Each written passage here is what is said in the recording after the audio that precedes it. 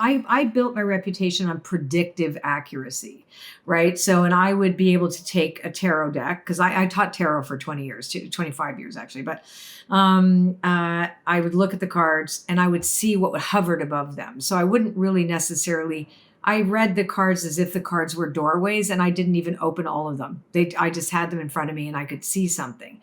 But if you could look at the tarot as a method of engaging in intentional synchronicity, right? So that's for a person who may not be able to see what I can see. Anybody can use the tarot, for example. It's a fixed system. It's always going to be the same. It should always have 72 cards. It will always have 22 trumps and 56 minor cards, and they tell a story, and they're always going to tell the exact same story. They might be different in terms of the themes and also in the author that creates them, but they're always going to, in order to be called a tarot, they have to have a particular format. That's why we call it a fixed system. So it is a system of divination, started in the 1500s. One of the reasons I stopped using the tarot was because they were still built off a medieval there was a medieval concept where you had kings and queens and emperors and empresses and swords and daggers and all this shit, right? So, excuse me, you might have to bleep me out here. I'm a bit of a mystical pirate. So, and people would get scared if they saw certain cards or whatever. And so I thought, I'm going to make my own second opinion deck. And so I took playing cards and I put stickers on them. And I looked at what all these things had in common. So I was fascinated with the comparative concept of looking at different divination systems, right? So this was Western. The Eastern had the I Ching, right? So they had the 64 hexagrams of the I Ching. So you have the tarot, you have the I Ching. Then you have other forms of divination. You have runes, which were Celtic and Nordic runes. And then you have other ones beyond this that are a little bit more obscure, which I love, obscure anythings, right? So, I even learned how to do water divination and it's called bird augury. I've done all that stuff, which is all very wild. But the main thing that they all have in common is a system. And what the system says is that it has to speak to universal experience. Now, at the time, that's why I said the tarot began in the 1500s. People say, oh, it was before the Egyptians. They weren't. We know for sure that cartomancy in terms of that started in the 1500s, where at the time it really reflected what was going on. And it was a card game originally, but there were the system that was put into it over time, the Hermetic system, etc., were the awakening of the human evolution of the spirit, right? So there was evolutionary qualities to it that was given it later on in the early 1900s. I don't want to get all nerdy on it. Your audience is going to go to sleep on me. But anyhow, No, I think they'd be super into this. This is, okay. Thank you. Yeah. So there's some things they all have in common, and that's what's called a lexicon. And a lexicon is a vocabulary, right? So assuming, and what I loved about the I Ching was the book of changes, right? So that, and it too says things like, it still talks about China, that what was like in feudal China, right? It still references feudal China. So when you read it, it's like, you like the army will go to the top of the hill and the fox will fall in the river and don't cross the great shore because whatever, the supreme success. So you have to really kind of work with it. So I'm like, how can I make this more modern? These things, they have all in common. Runes have this in common.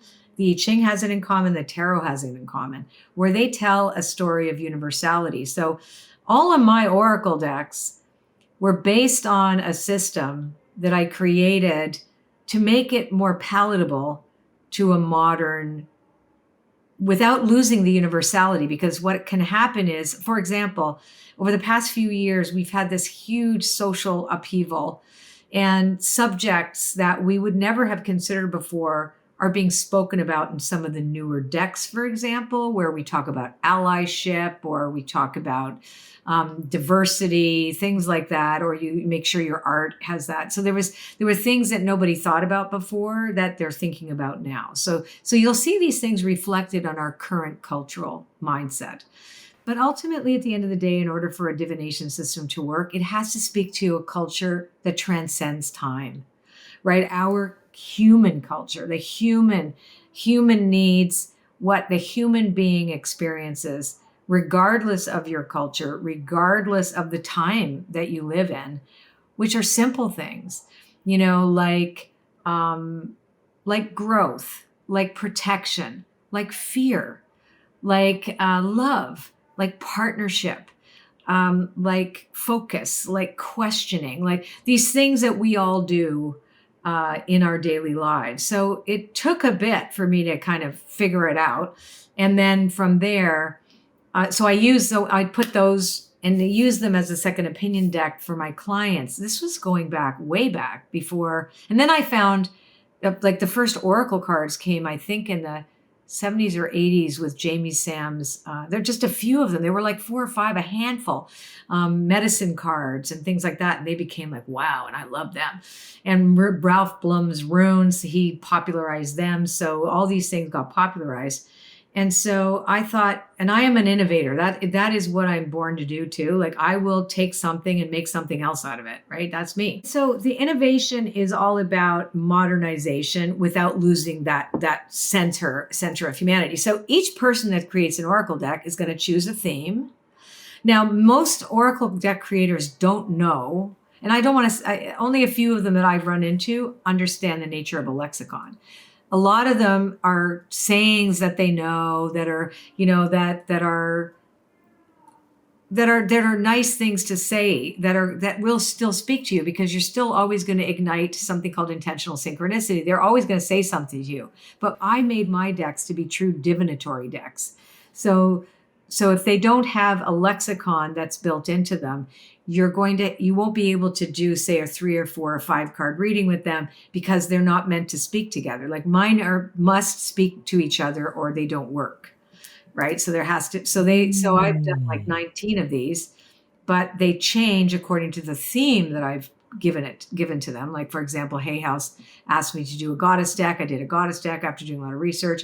My dad taught me about spirit animals, which was similar in Slavic folklore. And my great grandmother was Mongolian, like to what you would see in indigenous cultures. But that was really, my father came from our Slavic heritage. So I really wanted to do that. So I did that. So I did themes, right? Mystical shaman came with Alberto Vialdo because he came from Andean shamanism. We decided to get together, and then it's called Mystical Shaman. I'm the mystical, he's the shaman.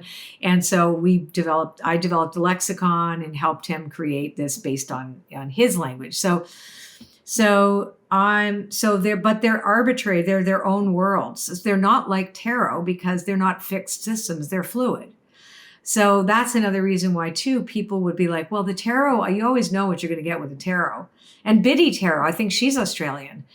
So she's got the biggest tarot school, is an Australian woman who's amazing. She's just fantastic. So, you know, like we have that, and then we have these. So, but the Oracle cards that I create are meant to be used in readings, are meant to be used as personal growth accelerators also, to show you and reflect to you where you are, you know, what's happening in your world, what the next right action should be and then what you can expect, but knowing that that's only from a particular point of vantage. Right? So they're less about prediction as they are about prescription. That's how I changed the way I worked. I built my reputation on predictive accuracy. But I got to a point where I had done so much of my own personal work. I had changed so radically. I'm like, well, because somebody had predicted a life for me when I was still using and drinking, that would have come true had I kept doing what I was doing. But that was the vantage point that I went to this reading. I went and saw this very famous psychic who told me all this stuff that was going to happen that was so awful and whatever. And I'm like, whoa. And then when I got clean and sober, I still was kind of haunted by that. But then I realized, no, I'm not. That's information that I don't accept that. I'm going to make a change. So free will has to come into the conversation. Otherwise, you're just basically, you know, being a passive a passive, armchair astronaut of your life where somebody tells you what's going to happen and that's the end of that. Hey there, Inspired Evolutionary. If you absolutely loved this, well then here's a full conversation with this guest on the Inspired Evolution podcast. Check it out now.